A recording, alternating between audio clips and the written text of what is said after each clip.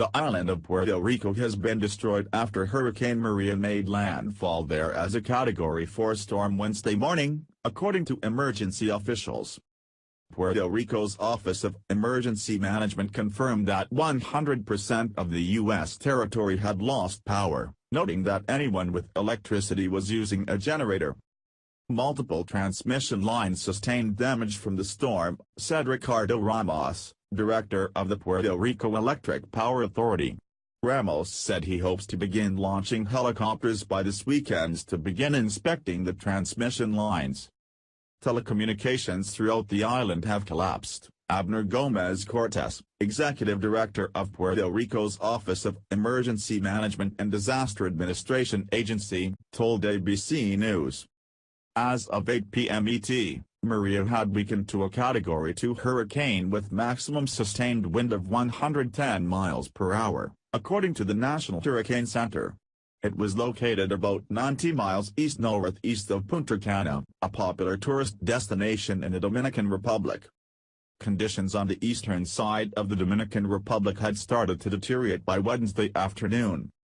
Some strengthening is possible now that the storm is back over the ocean, so Maria has potential to become a Category 3 hurricane again. Maria is forecast to churn past off the eastern shore of the Dominican Republic into Thursday before moving near Turks and Caicos and the southeast Bahamas Thursday night through Friday. The latest track has Maria curving north and eventually north-northeast. Forecast models currently show the storm continuing to weaken next week as it travels far offshore, staying away from Florida and the southeast coast.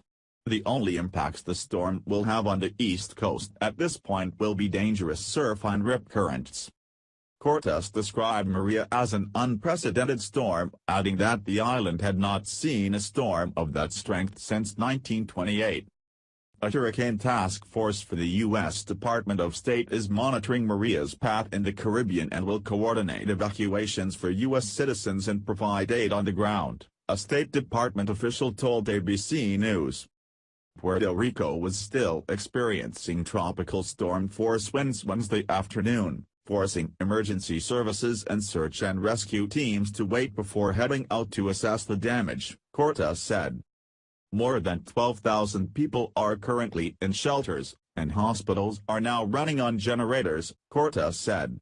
2 hospitals, one in Caganas and one in Bayamon, have been damaged. No deaths have been reported so far, but catastrophic flooding is currently taking place on the island. Multiple rain gauges have reported between 18 and 24 inches of rain, with some approaching the 30-inch mark over the last 24 hours. Flooding is the danger that will take lives, Cortes said, advising residents not to venture out of their homes until Thursday because it is not safe to go out and observe. We will rebuild our island with federal and state funds, hard work and the spirit of all Puerto Rican citizens, Cortes said. ABC News correspondents observed widespread destruction in the town of Guaynabo, about 10 miles south of San Juan. Trees and power lines were downed, and storefronts and building facades had crumbled. Neighborhoods in Guaynabo were filled with waist-deep floodwaters and destroyed homes that were clearly not built to any kind of code. A Guaynabo resident who huddled in a bathroom with her family of 6 told ABC News, "The winds took my home." Puerto Rico Governor Ricardo Roslo announced via Twitter that a curfew was in effect starting at 6 p.m. Storm surge was predicted to be 6 to 9 feet in coastal Puerto Rico and the U.S. Virgin Islands. Rainfall totals for Puerto Rico were projected as 12 to 18 inches, with as much as 35 inches in isolated areas. Felix Delgado Montalvo, the mayor of Catano, some 7 miles southwest of San Juan, told ABC News on Wednesday there are hundreds of people in shelters and over 1,000 homes were damaged or destroyed in the communities of Guanamatos, La Punta, and Puente Blanco. Most of the homes are flooded and are missing roofs or have collapsed walls, he said. About 80% of residences in the Guanamatos community were destroyed from storm surge and flooding.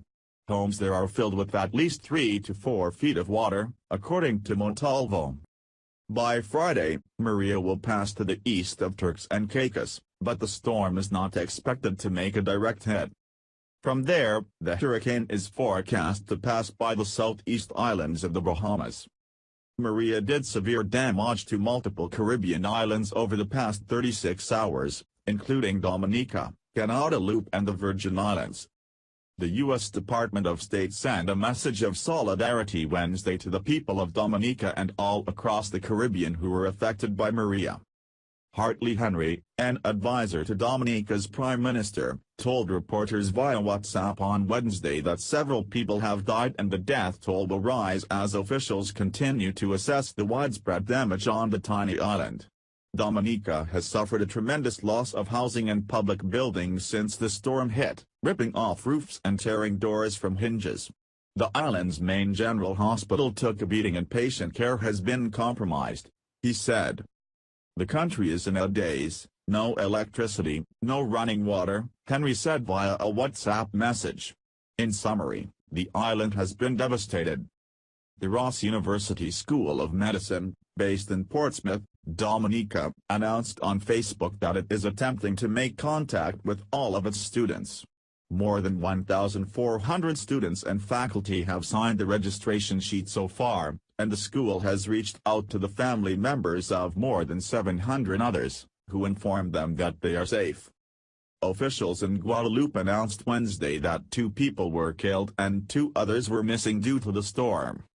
France's Interior Minister Gerard Collomb said some 80,000 people in Guadeloupe, around 40% of the population, were without electricity Wednesday. Many roads there are impassable due to flooding and French Navy planes have not been able to assess the damage on the island due to bad weather conditions. In Martinique, about 70,000 homes were without electricity and 50,000 homes did not have access to safe drinking water Wednesday. Fallen trees and downed power poles have blocked many roads there, Collomb said. Police and soldiers have been deployed in both Martinique and Guadeloupe to ensure security. More than 3,000 first responders are on the French Caribbean islands, according to Collomb.